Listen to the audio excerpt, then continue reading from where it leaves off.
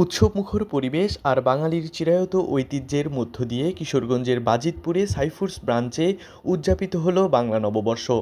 আজ মঙ্গলবার দুপুরে শাখা প্রাঙ্গণে আয়োজিত এই অনুষ্ঠানে ছিল শিশু কিশোরদের প্রাণবন্ত অংশগ্রহণ এবং মনোজ্ঞ সাংস্কৃতিক পরিবেশনা। নতুন বছরকে বরণ করে নিতে সাইফুডস বাজিতপুর ব্রাঞ্চ এক বিশেষ মিলন মেলার আয়োজন করে। অনুষ্ঠানে স্থানীয় শিল্পীদের পাশাপাশি শিক্ষার্থীদের পরিবেশনায় গান, কবিতা ও নৃত্যে ফুটে ওঠে বাঙালির হাজার বছরের সংস্কৃতি।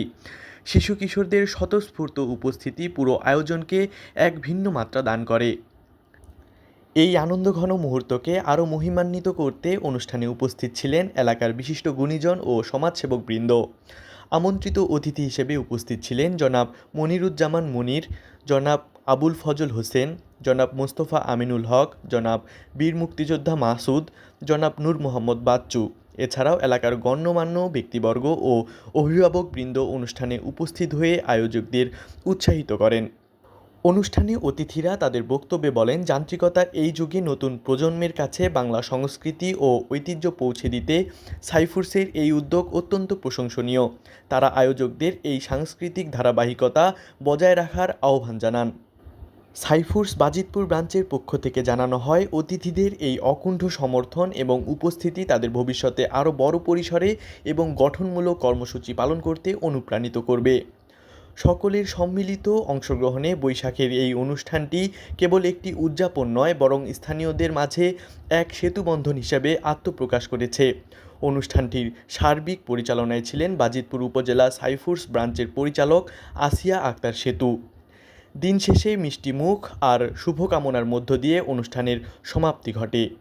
শুরু করব প্রিয় সিস্টেমটা বাজিতপুরে সর্বপ্রথম বাচ্চারা আমাদের মাধ্যমে তাদের ব্রেইন ডেভেলপমেন্ট করবে।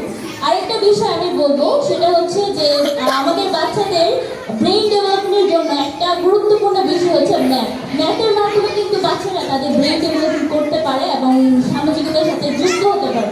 আমরা যদি এখানে অ্যাবাকাস মাইন্ড ম্যাপ নামে একটা কোর্স রয়েছে, এটাও আমরা এটার সঙ্গে অ্যাড করে রাখবো। আপনারা সবাই আমাদের জন্য দোয়া করবেন, সহযোগিতা করবেন। তাছাড়া আমাদের যে জায়গাগুলোতে ল্যাঙ্গুয়েজ থাকে আপনারা আপনাদের সাজেশন দিবেন। আসলে আমি একটা জিনিস খেয়াল করেছি, আমি বাজিতপুরের মেয়ে, বাজিতপুরে পড়াশোনা করেছি, কিন্তু বাজিতপুরে আসলে সহযোগিতা খুবই কম। যেমন একটা প্রতিষ্ঠান আরেকটা প্রতিষ্ঠানকে সাহায্য করবে, এটা খুবই কম। মানে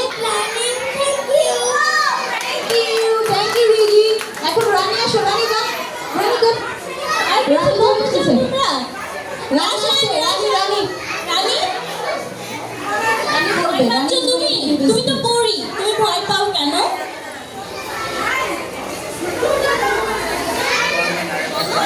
কিছু বলতে চাচ্ছ? বলো।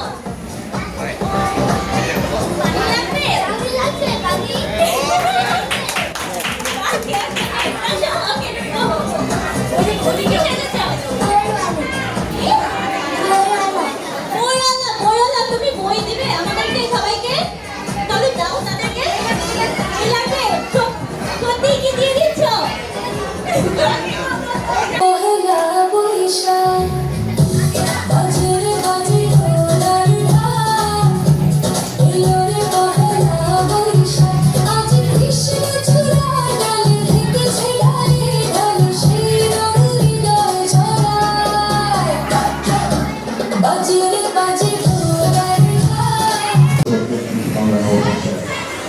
অনুষ্ঠানে আমার প্রিয় নেতৃবৃন্দ মোস্তফা আমিনুল হক, মনিরুজ্জামান মনির আছে, আমাদের মধ্যে মুক্তিযোদ্ধা মাসুদ আছে, বীর মুক্তিযোদ্ধা আয়বালী আছে, নূর মোহাম্মদ বাচ্চু আছে, আনোয়ার হোসেন ওয়াসিমুল হক সহ মুসলিম আছেন, ওয়াসিমুল হক সহ অনেক নেতৃবৃন্দ উপস্থিত। যদি অনুষ্ঠানটা অত্যন্ত ছোট, কিন্তু